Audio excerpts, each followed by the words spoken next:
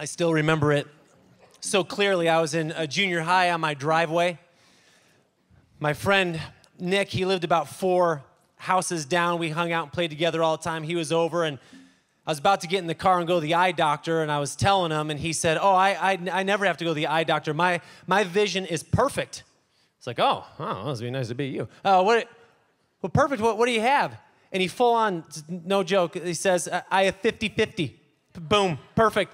It's like, I don't know much. I don't think that's perfect vision. Yeah, how many of you have poor eyesight? How many? Okay, so a few of you. Here, put your hands down. Less subjective question. How many of you wear contacts or glasses? Many more hands. Okay, yeah. So my wife, she wears contacts and glasses sometimes at the same time. It's so, she, we love you, honey. It's, she said the doctor told her she has 22,000. I don't even know what that means, but it's a long way away from 50-50, I'll tell you that right now. She's one of those, like, you don't have it at nighttime, legally blind, or really, in her case, I suppose, just anytime. It's not, it's sort of legally blind, but struggles with eyesight. I had glasses when I was a kid, and then I outgrew them. She says that's not possible, but that's my story that I'm kind of sticking to. I remember that. Vision, it's a word, though, that we all know. It means way more than just what we see with our eyes, right? Vision's kind of a loaded word, a much more significant meaning. Vision has to do with describing the future, describing the best possible future there could be. And so businesses and corporations, they have vision statements. Maybe you have a personal vision statement for your life. We have a vision for what we want to see our kids be like and when they grow up. And all of those visions, they all describe something or someone at its best, right? At its best. And then we write plans or goals or New Year's resolutions to help that vision become a reality. Now, maybe you wrote resolutions or maybe you didn't. It doesn't really matter. Here's my question. I wonder what God would write if he wrote your New Year's resolutions for you. What would he put down? What would God say? This is some things that I want to resolve in your life this year. This is something that I want to resolve in your life this year because what you've been doing hasn't been working too great. What would he put down, right? And we have our list, put more money in retirement, work hard, get a promotion, an array, clean out the garage, sell the cat. So we have our little list, and then God would come in and say, hey, that's fine. You know what? How about we resolve your anger problem this year? We're like, didn't see that one coming. How about we resolve your jealousy problem this year? Because what you've been doing hasn't been working so good. Right? Here's what we know. What makes this an interesting question is that we all know intuitively that God sees things in us that we don't see in ourselves.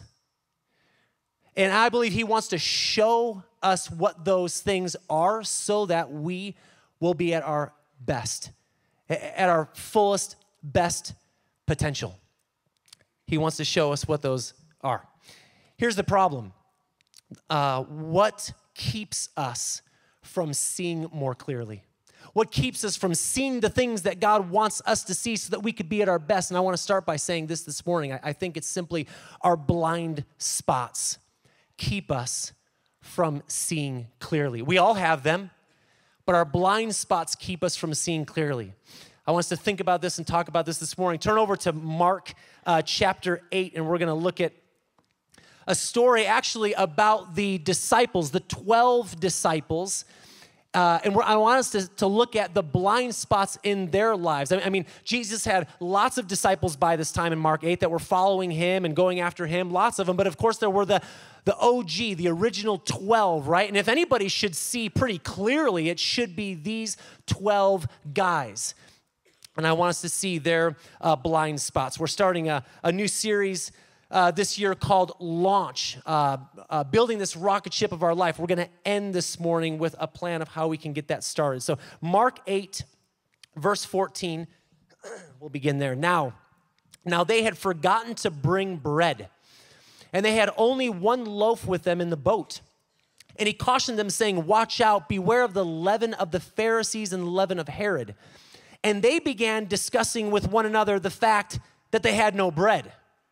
And Jesus, aware of this, said to them, why are you discussing the fact that you have no bread? Do you not yet perceive or understand? Are your hearts hardened? Having eyes, do you not see? And having ears, do you not hear? And do you not remember when I broke the 5 loaves for the 5,000? How many basketfuls of broken pieces did you take up? And they said to him, 12. And the 7 for the 4,000, how many basketfuls of broken pieces did you take up? And they said to him, 7. And he said to them, do you not yet understand? The disciples were full of blind spots. One of the blind spots that Jesus says, he warns them of and says, hey, watch out, beware of the leaven that can get in your life. Leaven is that fermented juice or yeast. You put it in the dough, it makes it rise and all that. But by the time of the New Testament, leaven came to symbolize evil or corruption. And so Jesus is basically saying, hey, beware, be on your guard of corruption that can sneak into your life, that can creep in, like the leaven, the corruption of the Pharisees. The Pharisees, those were people that were really in many ways opposed to God. God was going this way, they were always going this way. He says, watch out for them. Watch out for the corruption of Herod. Herod was the one that said, bring me the head of John the Baptist on a platter, and they did. Beware of evil that can sneak in. And here's the thing with leaven. It spreads, it permeates, and it grows. Paul says this in 1 Corinthians 5:6. Hey, you're boasting, it's not good. Do you not know that a little bit of leaven, it leavens the whole lump? So Jesus says to the disciples, guys, you have blind spots in your life. Some evil corruption that comes in. Of course, an easy example that comes to mind that we can think of is Judas, right? We know the little bit of evil, little bit of corruption that crept into his life, and it spread, and it spread, and it took him over. So watch out. A little bit of corruption comes in. Maybe it's just a little bit of selfishness. Just a little bit of selfishness that creeps into your life. You're blind to it. You don't see it, but it spreads, it grows, and pretty soon you think the whole world revolves around you. A little bit of pride creeps into your heart, but then it spreads and it grows, and before long, you think you're the greatest thing out there walking on planet Earth. You know, watch out. A little bit of jealousy starts in your life, just a little bit, but that leaven, it spreads, it grows, and before you know it, all you want is what you don't have. Beware of the leaven. They were blind to corruption in their own lives. There was something else that they were blind to. Something I think in some ways even bigger than that. In a sense, they were blind to who Jesus really was. These guys, we didn't read this part. They're actually in a boat when all that just happened that we read. They're in a boat, and in the beginning, remember how it started? You know, Philip turns to Thomas, says, hey, did you get the bread? No, I didn't get the bread. I thought Judas was going to get the bread. He's the one with all the money. Judas, did you get the bread? No, I didn't. I'm tired of it. I was tired and feel like walking back into town and getting the bread. And they're arguing about why they don't have any bread. 12 hungry guys. They're like, okay, finally, Peter, everybody quiet. Annie up. How much bread do we have? They all start looking at, we have 1 loaf, we read. We have 1 loaf of bread. Well, 1 loaf of bread, 12 hungry dudes, you got a problem, right? But here's what they were blind to. Jesus says to them, guys, how do you not see? Do you remember when I had 5 loaves of bread and I fed 5,000 people? Do you remember that? Oh, yeah. Yeah, we remember that. And how many basketfuls of bread were left over after that? 12. Yeah, 12. And do you remember the other time when I had 7 loaves of bread? I fed 4,000 people with 7 loaves of bread? Yeah, we remember. And when we were done with that, how many to-go boxes did we have that time after that? 7. Yeah. Guys, here's what they should have seen, the disciples. It's what Jesus is saying, that you should have seen, that 1 loaf of bread in Jesus' hand has unlimited potential. It's what they should have seen, but they were blind to it. And it's really our key idea for this morning is that only when we see Jesus' unlimited potential will we trust him to help us reach our fullest potential. Only when we see that one loaf in his hand has unlimited potential will we trust him to help us reach our fullest potential. Our fullest potential. And what keeps us from this happening? It's our blind spots, as we've said. Our blind spots keep us from seeing Jesus. Our blind spots. We all have them, don't we? We all have them. Now, here's the thing. What are your blind spots? Well, by definition, you can say, I don't know. They're blind spots, right? Touche. So here's what happens. How do you find out what your blind spots are? You go to someone that knows you, that loves you, and that is on the nicer end of the scale. And you go to them and you say, hey, this could be a spouse, it could be a best friend, a kid, a parent, it could be God, right? God knows you, God loves you. You say, is there something that you see in me that I don't see in me that needs to change? And then the conversation might go something like this. Well, since you asked, you know, you have a stubbornness problem. No, I don't. Well, you sort of just proved my point right there. That's kind of what I'm talking about. Is there something you see in me that I don't see in me that you think I should address? Well, you're not very, how should I say this? Like understanding or compassionate. Oh, yeah, yes, I am. I'm one of the most compassionate people that I know. Okay. Get to know some other people perhaps, and we just sort of listen to what they say to us, and we start to see a little bit. It starts to become clear. It may take some time what our blind spots might be. Here's a list of things. These are just some I just scattered. Obviously, this list could be long. Maybe you have a blind spot of revenge in your heart that is lingering there. And remember, nothing, right? It doesn't stay tucked away in a corner. We're lying to ourselves when we think that. It spreads. It grows. It takes over. Maybe we have a blind spot of status or desire for status and position, bitterness that's in us. That's a blind spot. Our desire for wealth, selfishness, unforgiveness, pride, anger, greed. Our desire for control, deceitfulness, power, jealousy, on and on the list could go. But we begin to maybe discover what our blind spots are. And then the question becomes, once we sort of see this, the question becomes, do you want to see clearly? Or do you want to keep living with your blind spots? Do you want to see clearly? Or do you just want to say, you know what, it would just be a lot easier if I just sort of kept that thing hidden from me and out of sight and out of mind and didn't have to deal with it? Or do you want to see clearly? It's essentially what Jesus asks his disciples who have these blind spots in the very next verses. Do you want to see clearly? Or do you want to live with blind spots? Look at the next verse, Mark 8, verse 22. And as I read this story, look for something that Jesus does that he doesn't do in any other story that we read in Scripture. Verse 22, and they came to Bethsaida, and some people brought to him a blind man and begged him to touch him.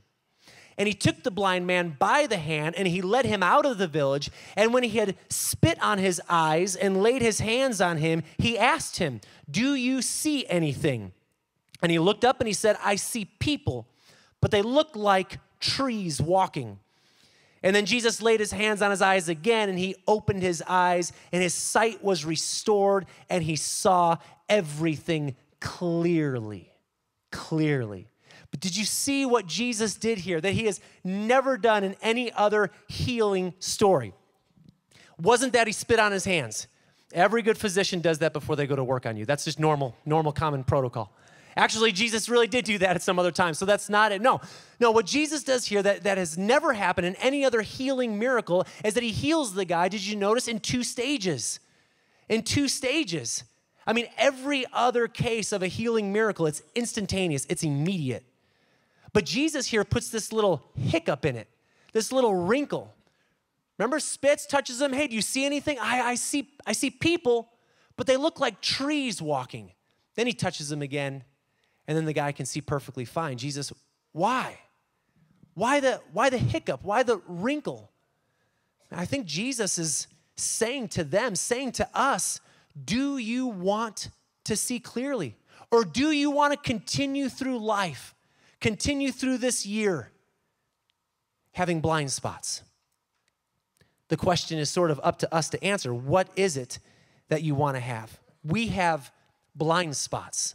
We have blind spots, and Jesus is saying, I want to cure them.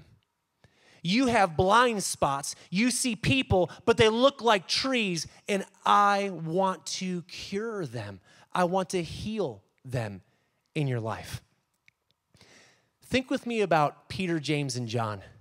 I remember I talked about the 12 disciples, right? They're close to Jesus. If anybody should be seeing clearly, it's those guys, right?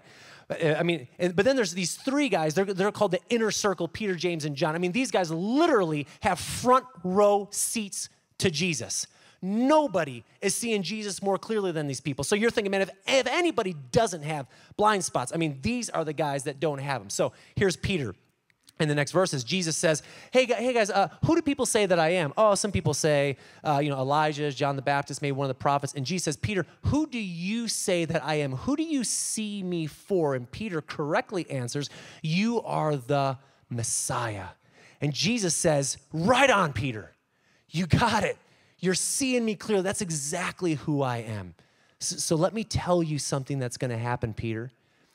And Jesus, for the first time, he predicts what's about to happen in his life. He says, Peter, I am the Messiah, but I'm going to be arrested. I'm going to be beaten and whipped and mocked, and I'm going to have thorns shoved in my head. I'm going to suffer, and I'm going to die, Peter.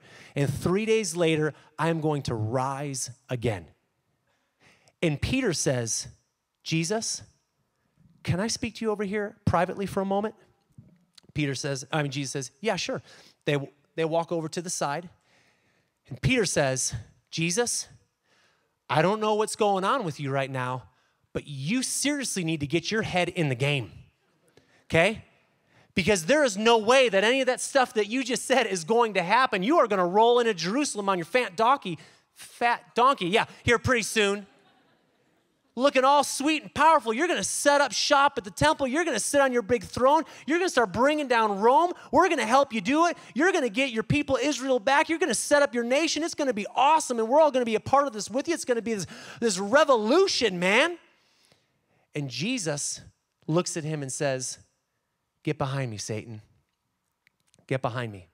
Everything coming out of your mouth right now, it has nothing to do with the will of God. It has nothing to do with the plans of God.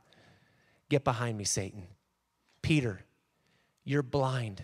You have blind spots to who I am and to what my life is about. And those blind spots in Peter's life, man, they prevented him. They kept him from living up to his best, fullest potential. So what happens when they come to arrest Jesus? Peter, he takes out a sword. He tries to start killing the Roman soldiers that are coming to arrest him. And then after that, what does Peter do? He denies Jesus 3 times. His blind spots kept him from reaching his fullest potential. That's Peter. Remember I said there was 3 guys, Peter, James, and John, the inner circle. Man, if anyone's seeing clearly, if anyone doesn't have blind spots, it's these guys, James and John, the other 2. They're walking along one day, and they say to Jesus, and this is just in the next chapter later, they say to Jesus, Jesus, we want you to do for us whatever we ask. Okay, quick time out.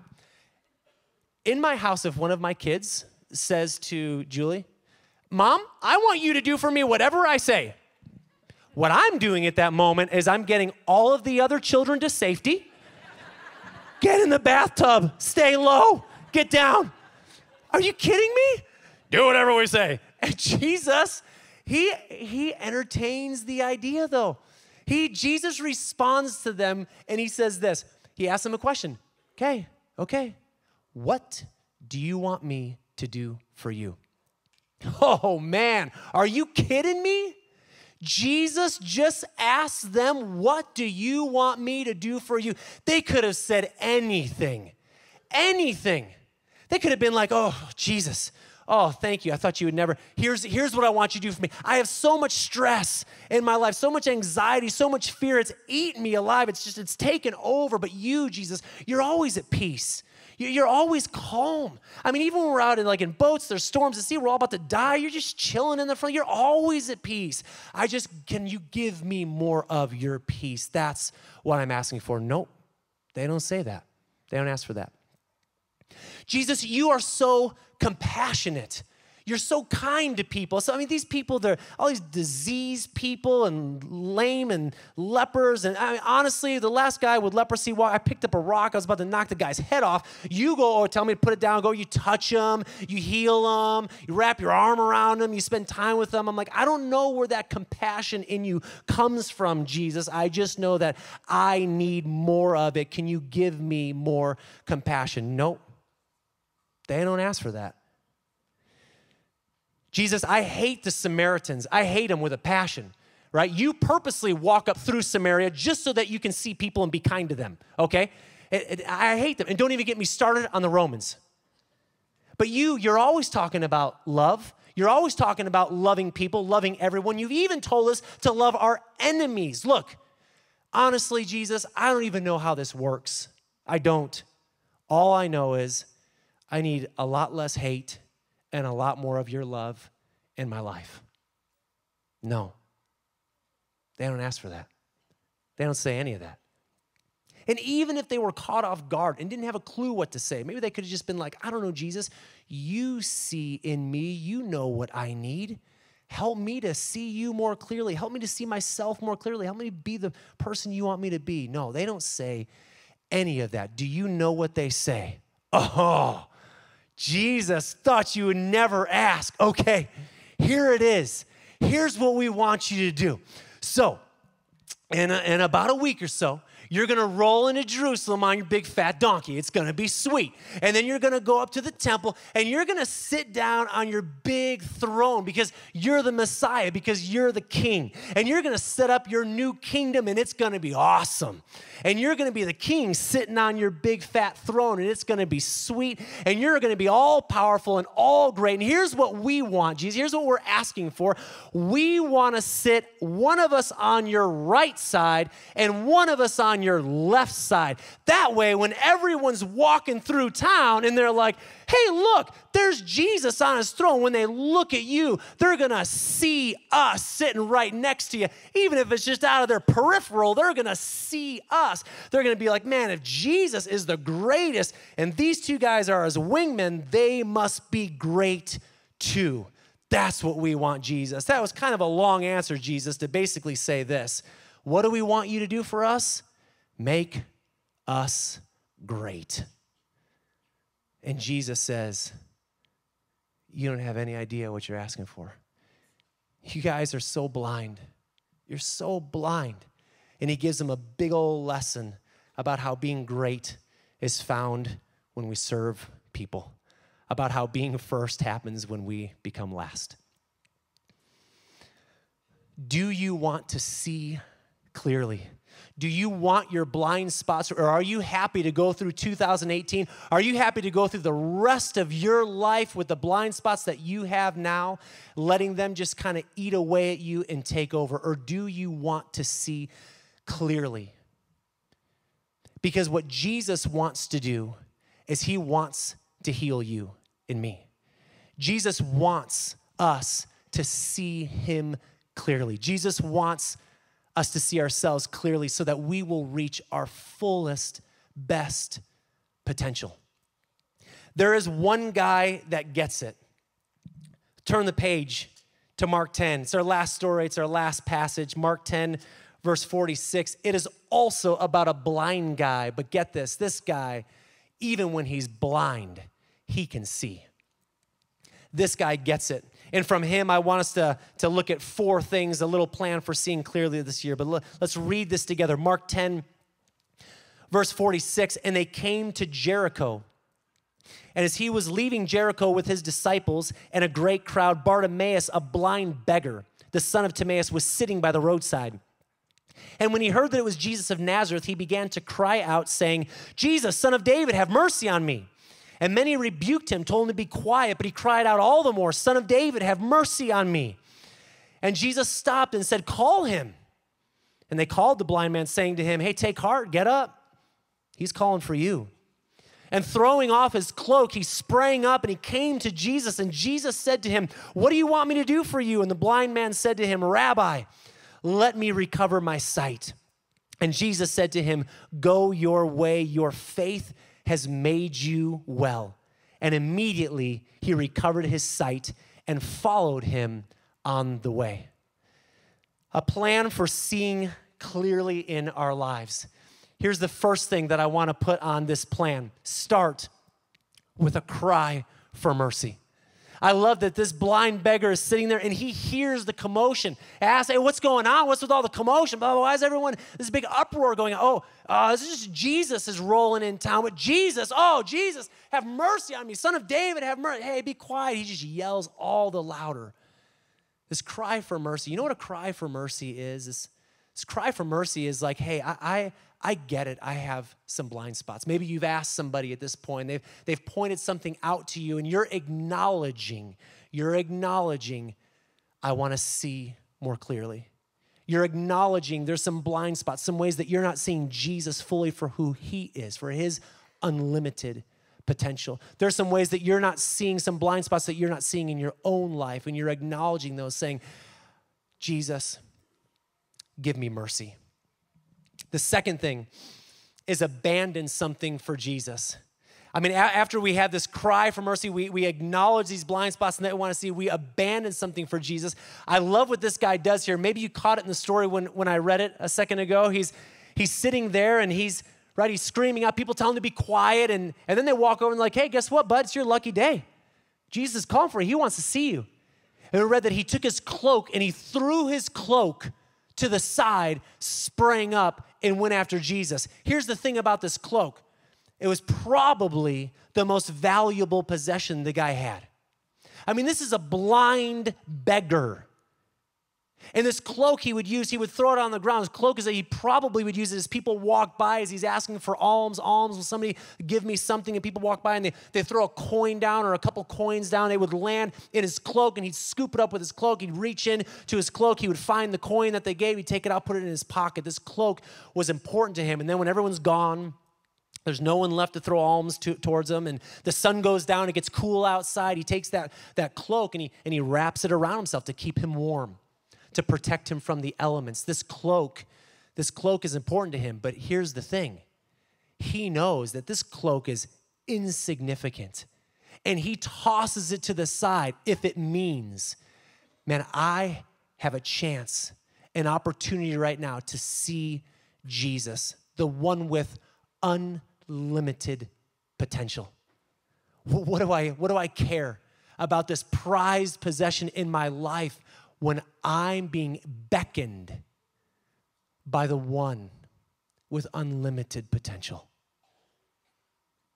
What do you need to abandon in your life? What is something that you can abandon for Jesus? Maybe you'll say, I need to abandon my desire for revenge. I need to abandon it and let it go.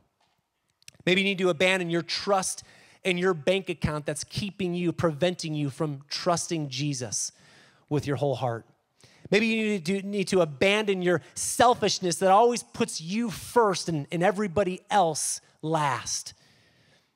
Or maybe there's some physical thing in your life, some object that is just so important to you, It's probably not a cloak, but maybe there's some object that is so important and you're like, you know what? This is preventing me from seeing clearly. This is keeping me from having my blind spots removed and seeing clearly. I'm going to abandon this. For me, I know one of the things I always need to abandon is my plans. I have my plans, my desires of what I want to see happen and how I want things to go, and I've got to abandon those plans and trust and believe that Jesus, your plans, your perfect plans, you with unlimited potential will always be the best plans to help me reach my best, fullest potential. The third thing, make a request for sight. Make a request for sight. I love that when this guy comes to Jesus. I mean, he's blind, right? He's blind. And he comes to Jesus, and Jesus asks him, what do you want me to do for you? Which, interestingly, don't miss this, the same exact question he asked James and John. Their response was, make us great. This guy's response is, make me well. Make me well, Jesus. And it wasn't like Jesus didn't know what the guy wanted, right? Like, what's he going to come over and ask for, a cup of water or something? I mean, obviously, he wants to see. Obviously, he wants his sight back. So, Jesus, why are you asking him this? Get this. Jesus is giving this guy an opportunity to put his trust in Jesus's unlimited potential. Jesus, what do I want from you? I want you to make me well. And I trust, I believe in your unlimited potential that can do it in my life. What if Jesus were to sit down in the chair right next to you right now and look you in the eye and say, what do you want me to do for you this year? What would you say? What do you want me to do for you in your life? I have unlimited potential. What do you want me to do for you? Make a request for sight. Put your trust in his unlimited potential. And the last thing is to follow him so that you reach your fullest potential. I love that at the end of the story, Jesus says to the guy, hey, go. You can go. Your faith has healed you. Go. And the guy basically says, Jesus, if it's all the same to you, I'd rather stay here and follow you, because I know when I follow you, I reach my best, my fullest potential. I'm going to follow you. Make this plan. Make these 4 steps today, this week. Make it your plan.